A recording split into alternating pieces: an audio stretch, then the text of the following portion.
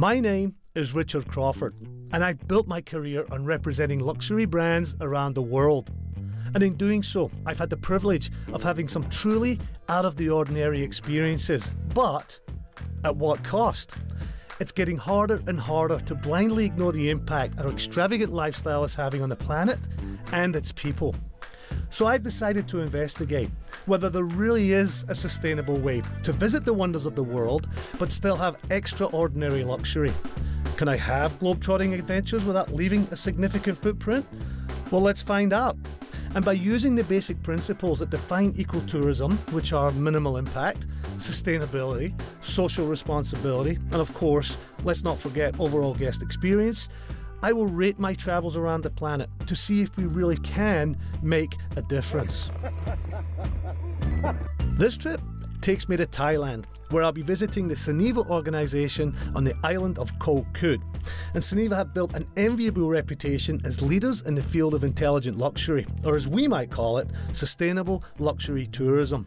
Now forget the fact that they have built the resort out of all natural materials, that they recycle almost everything, so they have a zero carbon footprint, and they have a foundation that supports underprivileged communities globally. Rumour has it they have a 24-hour chocolate room and a homemade ice cream parlour. Now that is really what I want to see. I hate my job. And from what I hear, this really is one organisation that leaves no trace.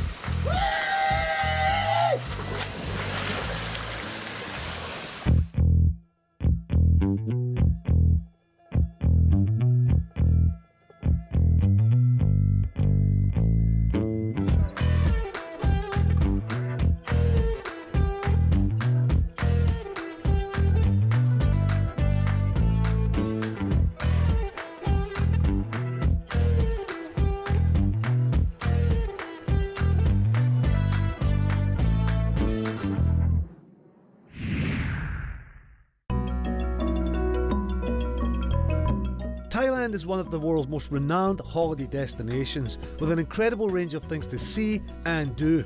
Its beaches and islands are famous for their beauty and uniqueness. However, over-tourism is a serious problem. In 2018, one of its most famous beaches, Maya Bay, was closed to tourists for 3 years due to the severe damage caused by visitors. Tourism is Thailand's lifeline, but it's also its greatest challenge, especially when it comes to protecting the environment.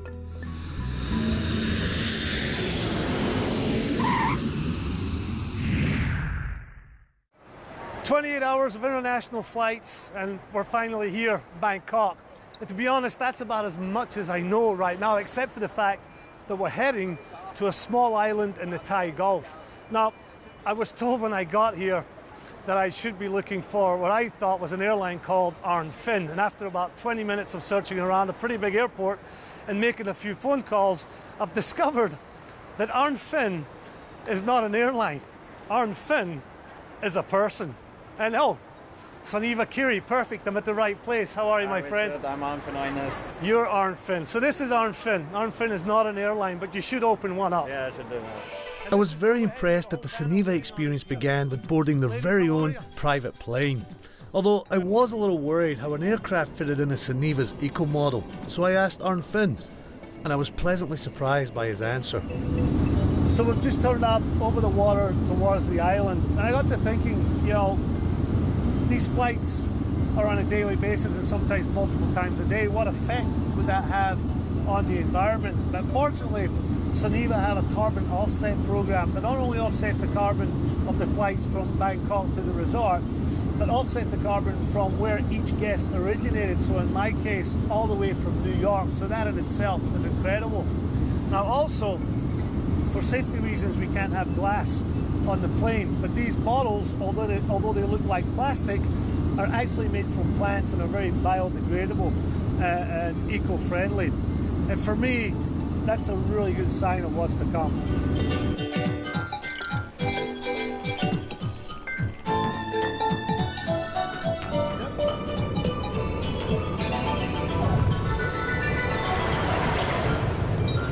So here we are, arrived at the resort's very own private airport, which is literally a little strip of a runway in the middle of a tiny neighbouring island.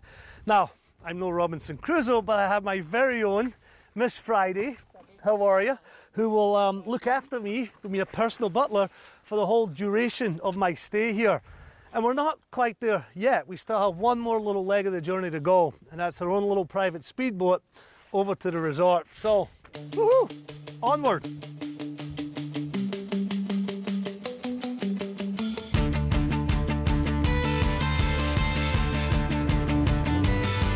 Thank you, Miss Friday.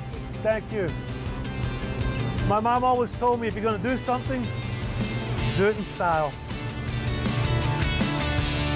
Hey! What a welcome that is. The whole island was that. Yeah. Whew! Wow, I'm a little intimidated. I'm just a little bit intimidated. Guys, how are you? Very nice to meet you. Very nice to meet you, guys.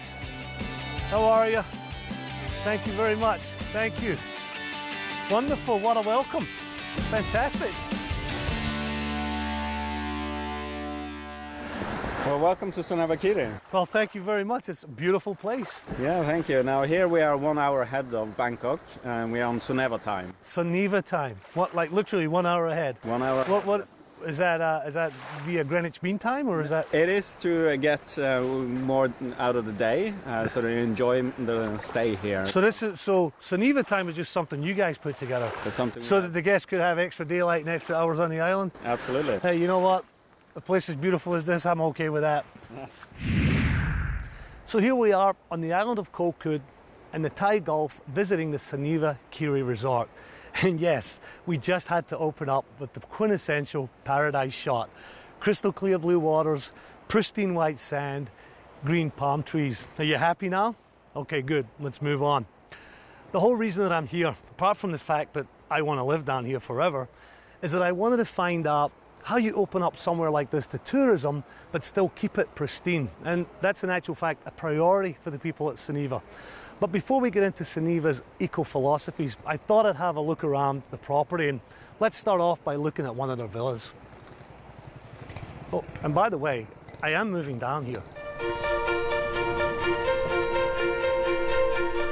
Welcome to villa number 63. Now, Arnfinn tells me that I've never seen anything like this before, which is a pretty bold statement because I've actually seen some pretty impressive penthouses on our travels. So let's go check it out and see if it lives up to its reputation.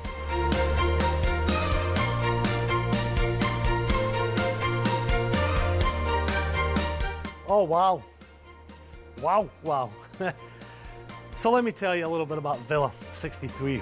Now, as well as the 6 rooms that I mentioned before, it starts with this expansive communal space. But it doesn't stop there. It also has a billiard room, a gym, and I don't mean a resort gym, but a personal gym in the villa, with a ping pong table, an enormous office with meeting space, its own massage parlour, and in a place like this, a minibar just wouldn't be enough. So what do they have? A walk-in refrigerated minibar. Ooh, I think I have one of those. And a home theatre with projector and bathroom facilities. And of course, all leading out to this enormous deck.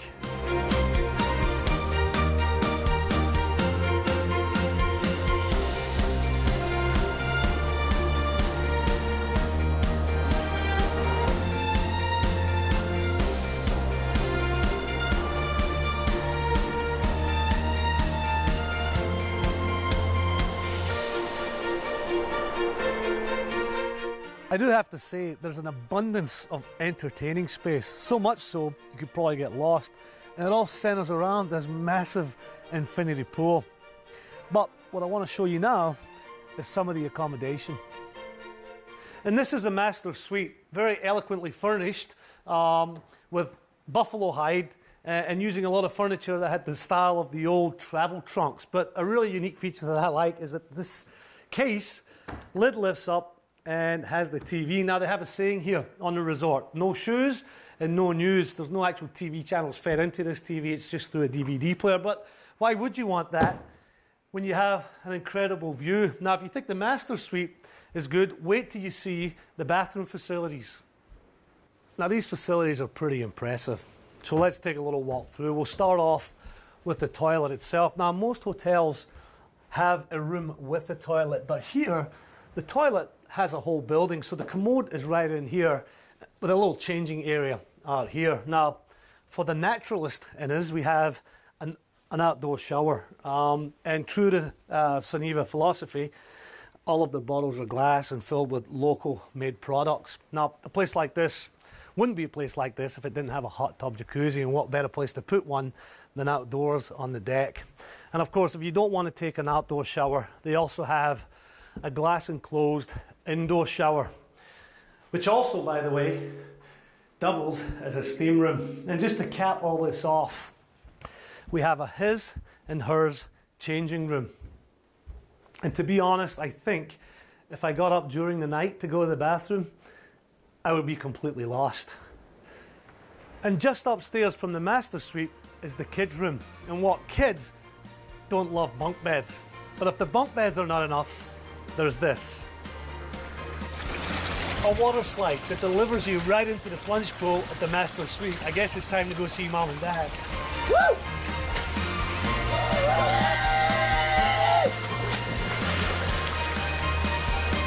Okay, I'm moving in, and you can't stop me. Coming up next, I enjoy a rather unique breakfast in the treetops. I get to take a dip in one of the most spectacular waterfalls I've ever seen, and I finally discover the mythical chocolate room.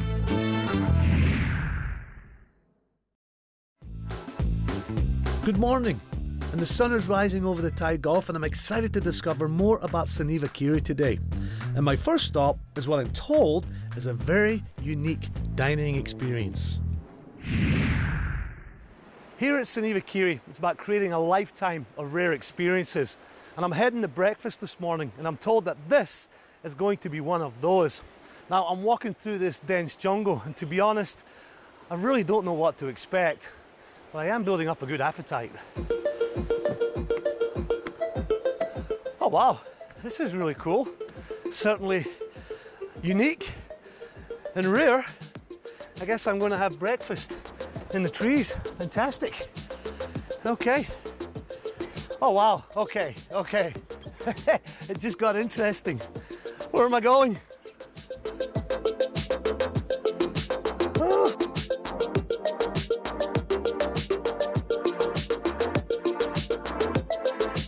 So I guess when they said I was going to have breakfast in the canopy, they really meant in the canopy.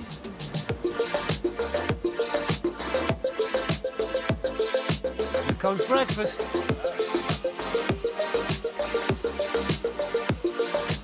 Breakfast is served.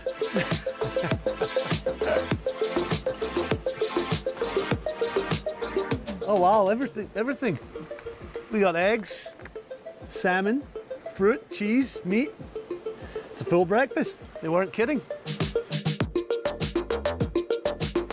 This is a tripod dining experience, available for breakfast, lunch and dinner, and seats 4 people. And it's quite literally a pod that has been hoisted up via cables to the top of a tree. Now, you pre-order your food, and it is brought to you by a waiter on a zip line.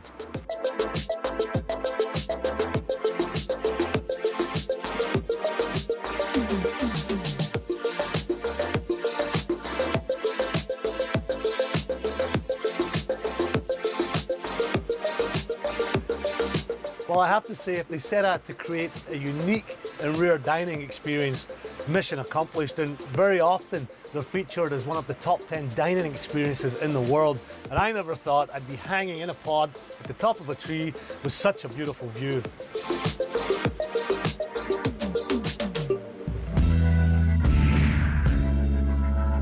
If a 6-bedroom villa and treetop dining is not enough to make you want to come here, then I have a couple of other things that will surely seal the deal.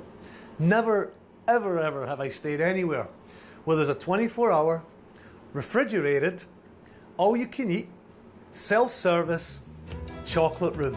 I mean, it's literally like Willy Wonka's chocolate factory in here. And they have everything. They have chocolates, chocolate eggs, chocolate milk, different flavours, dipping chocolate macaroons, and to be honest, it's really unfair because chocolate happens to be my biggest weakness, but I'll be a professional. Now, of course, all the chocolate's made on property, and it's all fair trade chocolate. And if all you can eat chocolate is not enough for you, then there's something else I want to show you.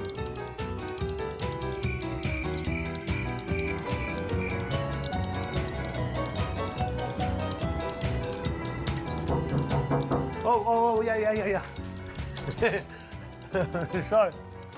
Sorry guys, I got a little distracted. So anyway, yes, they also have an all-you-can-eat ice cream parlour. And of course, as you would expect, everything's made on property. I would like to order the coconut ice cream, please. Thank you.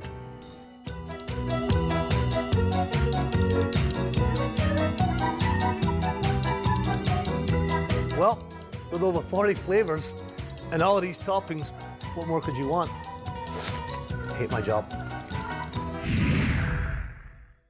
Considering we're smack bang in the middle of a tropical paradise island, Soneva offers many wildlife excursions. And I'm here with my guide, Tom. And Tom, what are we going to get into today? Today we're going to take you to seeing the nature and waterfall and seeing kind of big banyan tree. The banyan trees are really impressive. And it's interesting to note that these trees are in fact epiphytes, which is a plant that grows on another plant. And they actually grow their roots from the top to the bottom.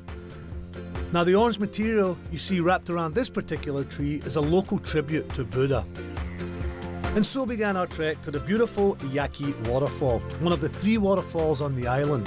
This one was recommended by my guide because not only could I enjoy a refreshing swim in the natural pool, but I could have my skin exfoliated by the therapeutic Gara Rupa fish. Oh wow. Wow, that's incredible. Whew, that's beautiful. Now, that was well worth the hike. Tom, can I get in? Yes. I can? I can get in and swim? Sure. Can I jump off? Of course, we can eat. So that's a case of be careful what you wish for. Go, let's go.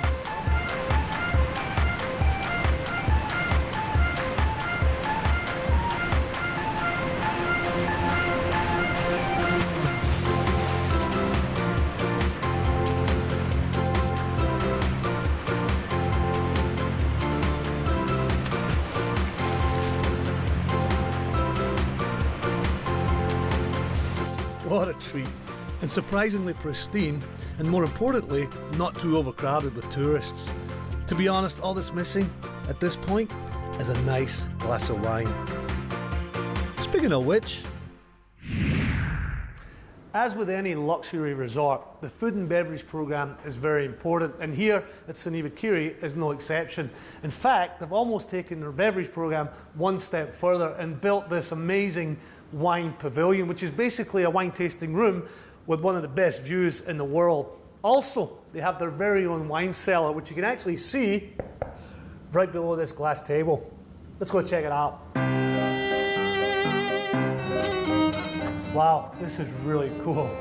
And what's really neat is for a resort in such a remote island, they were recognized in 2013 by Wine Spectator as having one of the best restaurant wine lists in the world. And a nice little feature too is that this pool in here provides a natural humidity.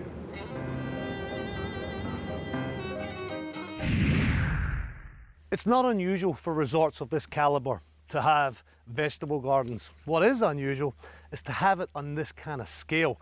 I mean, this is like a Garden of Eden.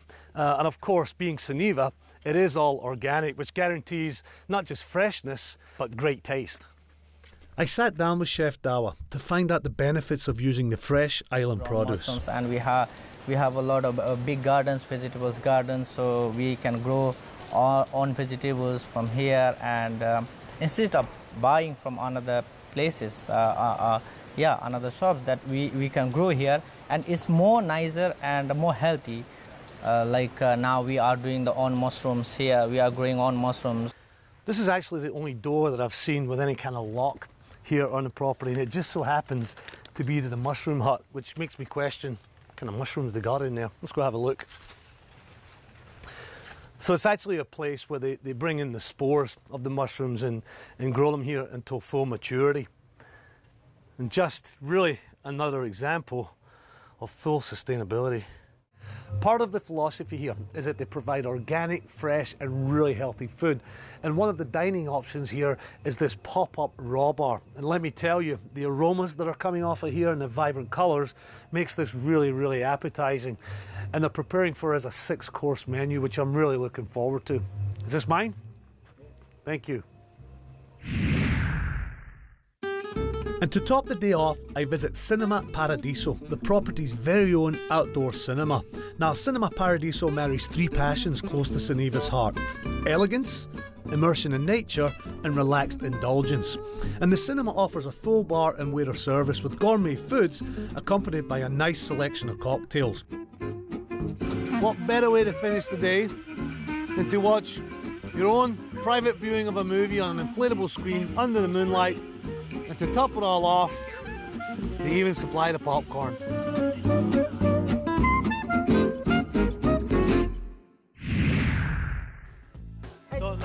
Coming up next, I take a trip to the local markets with Suniva's very own Chef Ben's, renowned for creating the best Thai fine dining in eastern Thailand. My stomach can't wait.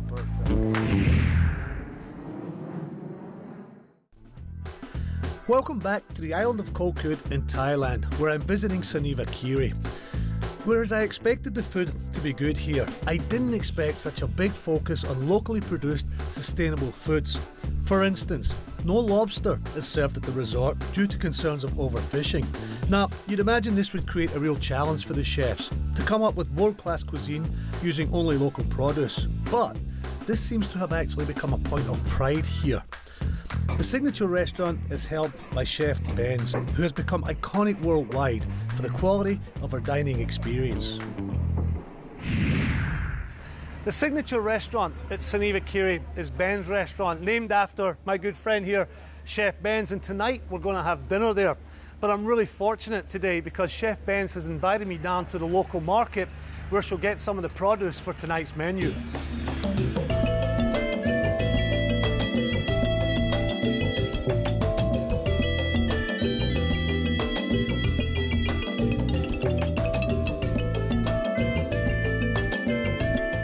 This is a perfect example of how Suniva gives back to the local community, and let's be honest, it doesn't get any fresher than this.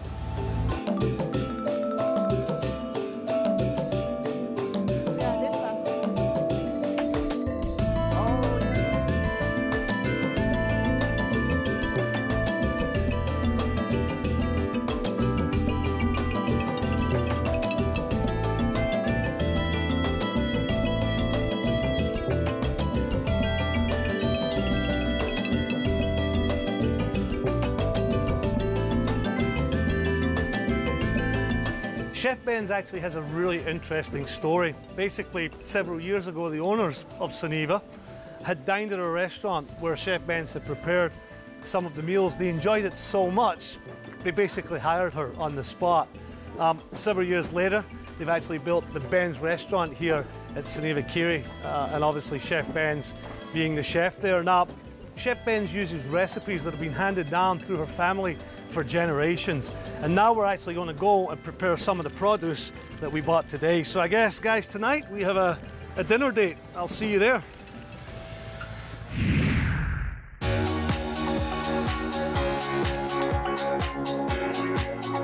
Restaurant Ben's is a little unusual in a couple of ways. Firstly, there is no menu as such. Chef Ben's just cooks what's fresh that day. Also, it's located completely separately from the main Suniva property, and the only real way to get there is via boat. And you know what? That's perfectly fine with me. So here we are, finally, at the Ben's restaurant. And I have to say, just getting here was a beautiful experience, coming through the mangroves. Now, there are some people who have been quoted as saying that this is the best Thai food in the world. So let's go see if it lives up to the hype. There's no set menu at the restaurant, and what you eat at night is based on what Chef Ben's decides that day when she's at the market and picks up all the fresh produce. So what are we having tonight, Chef Ben's? For the prawn today, I make for the soup. Yeah, prawn soup. Okay. With ball. Then for the crab, I make a wok fry with curry. The curry crab, the crabs that we met today. Yeah. Looking forward to that.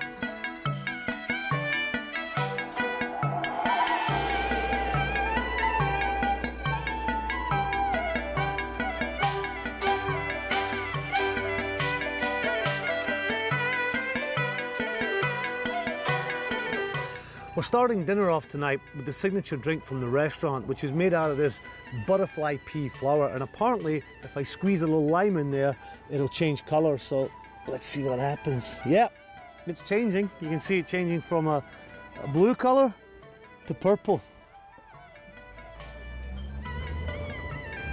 Oh, that's quite sweet actually. I didn't expect it to be sweet coming from a flower. Our culinary journey began with miang kam, which means one bite wrap, a beetle leaf filled with nuts, vegetables and spices, finished with a sugarcane syrup and maybe a hot pepper or two. You always want to smell it first. But... oh wow, there's a lot of, oh, I just bit into the spice. That's spicy, but... As the sun set, we indulged in an amazing 9-course meal, and I can see why Gwyneth Paltrow calls this her favourite restaurant in the world. Wow, what a spread. Told you we'd meet again. Well, I have to say it definitely lived up to its reputation, and you know, it was really fun being a part of the whole process from this morning, going and picking out the produce to preparing it and then finally sitting down and having dinner. And Chef Benz, thank you so much. Concave crab. I appreciate it. Thank you. Thank you. I hope to see you again here. Well, I hope to be back soon. Up next, I visit the heart of the house and learn how waste to wealth is a driving force behind Suniva's philosophies. And it smells delicious. Yes, it's great. I also learn how the resort has reduced imported plastic use to zero and how they recycle everything, even their water.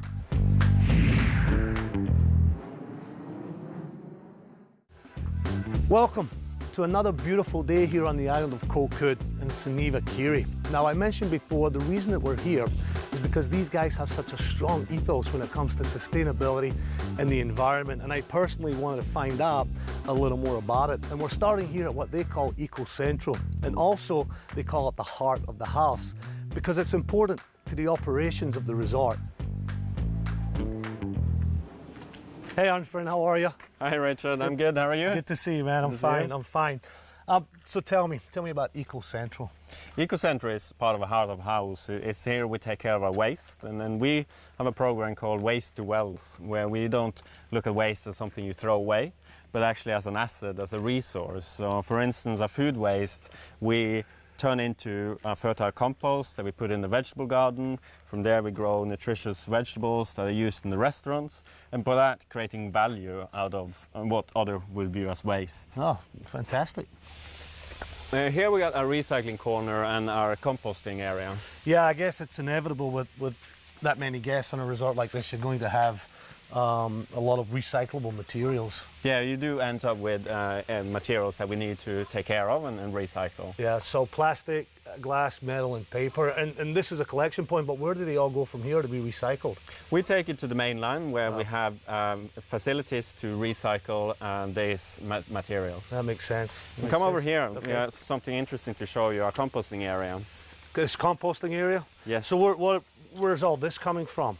This is the organic waste, so the food waste, the garden waste, which typically account for 50% of our waste stream. Okay. So this we compost and turn into fertile soil that we use in the vegetable garden, and from there can grow vegetable that we use in the restaurants. And what you have to feel here is the heat from this one. Oh yeah. It's really warm. Yeah. That's a good sign. That means the bacteria are working and breaking down the food waste and the garden waste and turn that into a fertile soil. And it smells delicious. Yes, it's great. Great natural smell. Yeah. So this is where we treat our wastewater. Right, so this is a sewage treatment plant right here. Yes, Yeah. this So is our wetland. I have to say it's aesthetically the prettiest sewage treatment plant I've ever seen. Yeah, no, this is using nature, the way of taking care of wastewater. And so we bring the first part of the wastewater down to that big pond there. Yeah. Then we move it up, pump it up here to this pond, and here we have plants, the water hyacinths, that actually help soak up and take the nutrients out of the water. And through gravity it goes to 4 different ponds where there are other plants, and that helps treating and oxidizing the water, and you end up with clear water that can be then reused. This is a water treatment facility where all the drinking water is produced for the property, and I have to say, After being here for a couple of days, I have noticed that there is an abundance of drinking water everywhere, kept just as well because it is really hot and humid. Now, Arnfinn, walk me through the process a little bit on how you get that drinking water quality. Well, we collect rainwater in a reservoir and then we bring the water in here. We use an RO plant to treat the water initially, reverse osmosis that take care of all the bacteria. We then further goes through a carbon resin filter, then run it through UV light to really sanitize it. And then we add minerals. We remineralize the water with these mineral balls. So and then, why remineralize it? I thought the whole point was to pull minerals out of the water, no? No, when you have an RO, you take all, for one, you clean it by killing all the bacteria, but also you remove all the minerals. Okay. That means you have a flat water. It's perfectly safe to drink, right. But when you drink it, your body is actually, the water extracts minerals from your body. So drinking too much of a flat water is not healthy. Right, okay.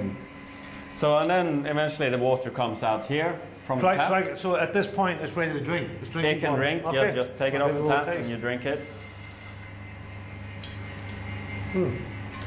And then we also do have the option, we have a carbonator here to add sparkling. So here you can have sparkling water. So it can have sparkling water too? Absolutely. Fantastic.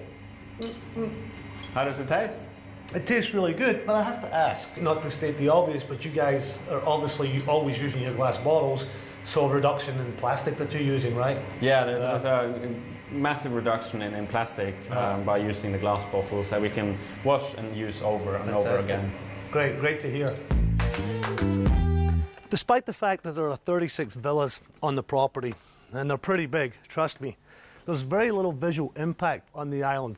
And that's in big part due to most of the building materials being used are natural products. Now, from the very beginning, one of the founders, Eva, in fact, Eva of Son Eva, was adamant that there was no unnecessary clearing, as is pretty evident with the tree growing right out of my pool. So this is a pretty typical villa, and in fact, it's home sweet home for me right now. And you can see the building materials, the wood, the glass, the bamboo, the stone, and if you look closely, each one of the support structures here is actually a telegraph pole that was reclaimed from the United Kingdom when the cables were put underground and no longer needed.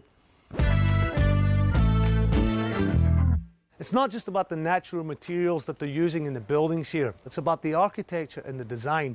And walking around the property, it all seems so seamless when in actual fact it's very well thought out and very well designed, and it's all part of their intelligent luxury philosophy. For example, a nice sea breeze instead of air conditioning, and it's all about fresh air here. They've also made good use of water features, which helps regulate the air. And on top of all that, it's just much more energy efficient.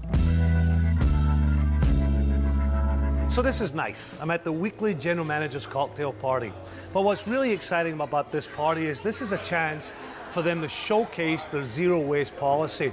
And basically what they're doing is creating all of these hors d'oeuvres using food that typically would go to waste. So everything on here would have typically been thrown away.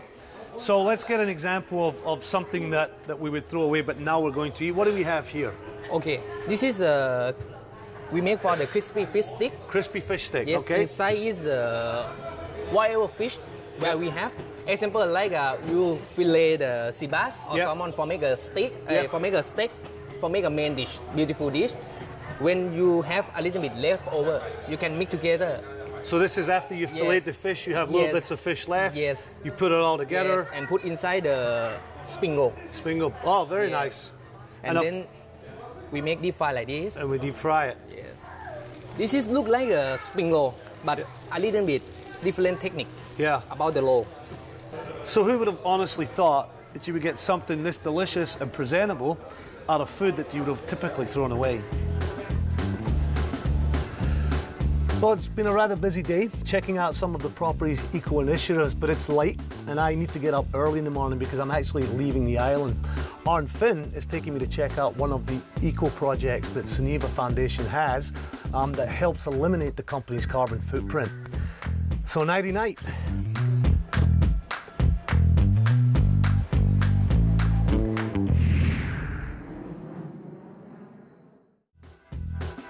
time for one last walk on the beach at Suniva Kiri before I meet up with Arn Finn, who, as it turns out, is employed as Suniva's social and environmental conscience. Wow, that's quite the title. 2% of every guest stay is donated to the Suniva Foundation, who invest this in projects that have a positive environmental, social and economic impact. And I think today I get to see that in action. As you can see, it's another beautiful morning here in paradise, but unfortunately all good things have to come to an end, and I actually have to leave the island today, but it is for a good cause. Suniva has several community programs, and Arnfinn, tell me about some of those.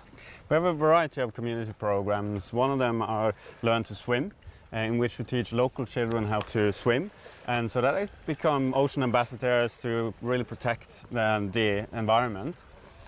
We also teach then the adults on the island to be instructors so that they can continue that program on their own.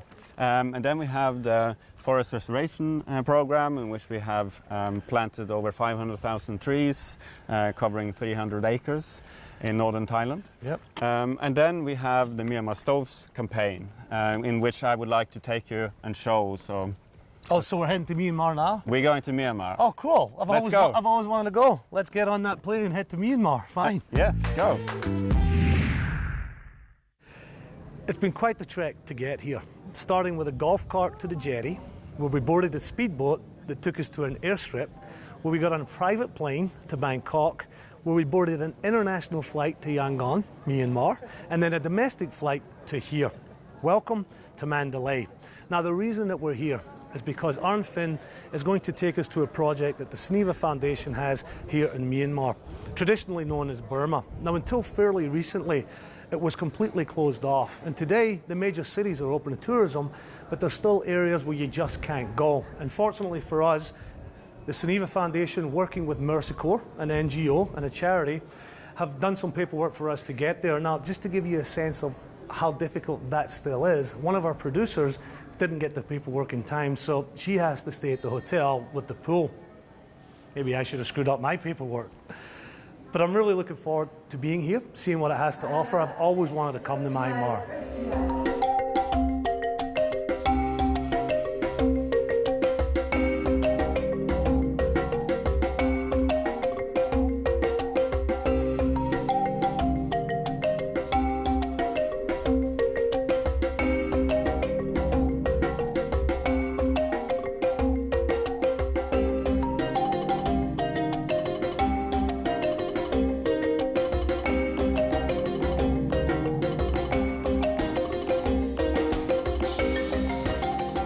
So here we are in the village of Myang Ta, which is about a 2.5-hour, very interesting drive from Mandalay. Now, this village itself has about 170 households in it, which equates to about 800 people, which is pretty average for a township. Now, the reason that we're here is because this particular village has bought about 20 stoves, and I wanted to come in here and get an idea of the difference that's made in a village like this. You never know, I might get Arn Finn here to cook a little for us. Yeah. Let's go check it out.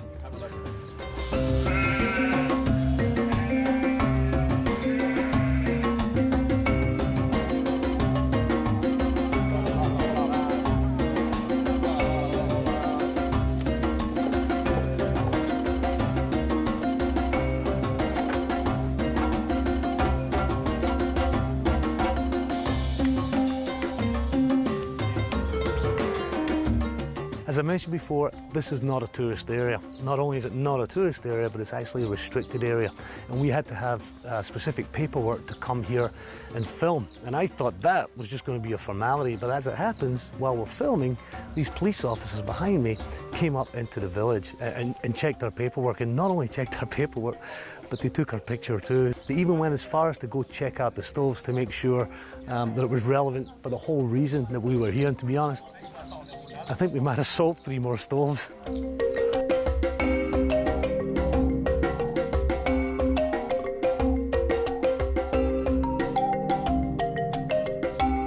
This is the traditional method of cooking, very rudimentary. It's basically just a pit in the floor there with a fire, burning sticks, burning a fire. And this is done every day, several times a day in every household, in every village, in every township. So you can imagine the inefficiency of it. I mean, all of the wood that's burning is causing massive deforestation. And on top of that, it's just unhealthy. I mean, I'm sitting here now, my eyes are watering a little bit. I'm breathing in all of this smoke, so inefficient and unhealthy, right, Arnfinn? Absolutely. This is a big health problem around the world. There's about 4 million people a year that die from household cooking, wow, that's which is twice the amount that die from HIV/AIDS and malaria combined. Wow. So it's a huge problem. So here it is, the whole reason that we're here in this village, for the rather grandly named EnviroFit M5000, or otherwise locally known as the 5-minute stove. So Arnfinn, give me a little bit of a rundown on what this stove is. Well, this is built around the concept of a rocket, so we often refer to it as a rocket stove, in that it has a chamber that channels the heat, and that allows you to cook on a higher temperature, and that higher temperature allows you to use half the wood, so 50% reduction of wood. Cutting down on deforestation. Absolutely. Right. And also, very important, as you can see, there's hardly any smoke here. It actually reduces the smoke and the soot by 80%, the particle matter that they normally would breathe in. This is a fantastic health benefit. It's incredible to me that such a simple everyday object can make such a huge difference. Yeah, absolutely. A small thing that can make a huge difference for people's health, also that improve their financial matter and reduce deforestation. So we've seen both the health benefits and the environmental benefits of having this stove program, but how did it even get started, especially from someone like a hotel organization? We started in 2008 with an environmental fund with the objective of offsetting our carbon emissions. And we have done a variety of projects. We did a stoves project in Darfur, but we wanted something that was closer to our home base. And we're a nation-based company, and we needed to find our least developing country. And Myanmar was the perfect fit in that. And so we then decided to set up a stoves program in Myanmar, hence the Myanmar Stoves campaign. Right, and has it been successful? It has indeed. We've to date distributed over 14,000 stoves, helping over 65,000 people, and we have a lot of positive feedback from the users. So what an incredible experience it's been, being able to come into Myanmar, a country that's just recently opened its borders. I feel very, very fortunate to be able to experience this. And I want to say a big thank you to Arnfinn and the Soneva Foundation, and also Mercyco, for giving us the opportunity to come into a village like this and see the difference that a project like the Myanmar Stove campaign can make to a community like this. Say bye, guys. Bye! Thailand faces the same challenge that many developing countries face. They desperately need the tourism dollars, but they often forget about protecting the very environment that those tourist dollars bring in. It really is up to progressive organisations like Soneva to make a difference in countries like these. They really have set the bar. They have thought about every little element, even down to employing a social conscience to constantly focus on these issues. Yet, they don't force it down your throat. But if you want to get involved, then there's that option too. In fact, they run promotions such as additional free days if you participate in their eco-education programs. In summary, what an unforgettable and eye-opening experience this has been. So where does Soneva Kiri sit on our eco scorecard? Well, taking into account all of our criteria, I give this trip a whopping A+. And I truly believe that the Soneva organisation sets the highest standard in sustainable luxury travel. Now, to get a more in-depth analysis of how I scored this trip, visit our website at leavenotrace.tv. Wow, what an incredible experience over the last few days at both Soneva Kiri and Myanmar. And talk about contrast. You know, Arnfinn pulled me aside privately and he asked me, what's the one thing that really stood out for me on this trip? And I couldn't answer it simply because I honestly felt that the sum of the whole experience was much greater than all the parts separately. But I guess if I had to pick one thing, it was Soneva's commitment and execution to the environmental and sustainability policies. These guys don't just talk the talk, they walk the walk, more than I've ever seen anywhere else. The good news is, thanks to their zero carbon emissions policies, I can get on an airplane for the next 24 hours back to the United States, and I personally will leave no trace. I'm Richard Crawford. Until next time.